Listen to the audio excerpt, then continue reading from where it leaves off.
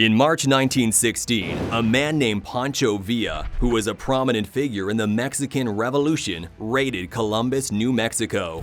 Villa and his army killed 17 Americans and left the town in ruins. The president at the time, Woodrow Wilson, was enraged, and rightly so.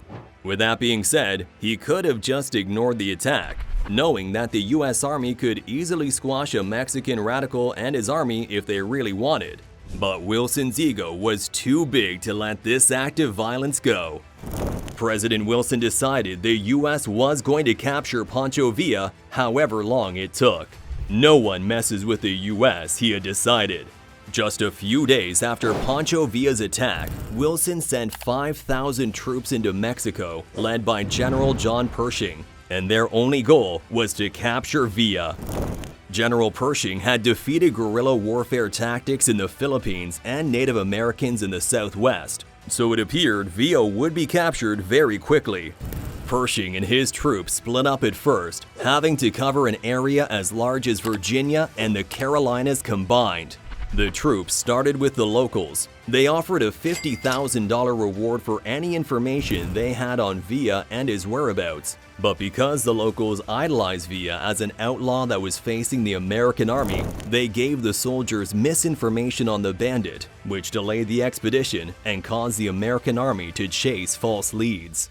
Because it had been such a difficult expedition with virtually no progress, Wilson had sent in over 123,000 troops in the first few months. But this didn't help the US, as Villa always stayed one step ahead.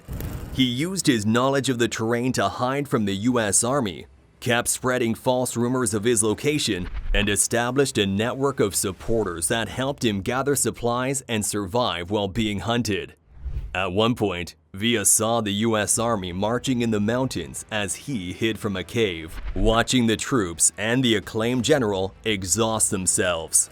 After almost 10 months of this cat-and-mouse chase, President Wilson ordered Pershing and his troops out of Mexico, declaring the infamous punitive expedition a failure.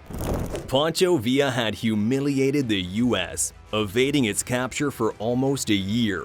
He was later quoted saying, "Just think, it cost your government $130 million to try to get me? I took them over rough, hilly country, sometimes for 50 miles at a stretch they had no water. They had nothing but the sun and mosquitoes, and nothing was gained." The US thought Pancho Villa would be an easy target, one they could display their power on, a scapegoat that they could use to let the rest of the world know the US should not be messed with. But instead, Villa was able to humiliate the US and its military abilities, all right before the US is entering into World War I.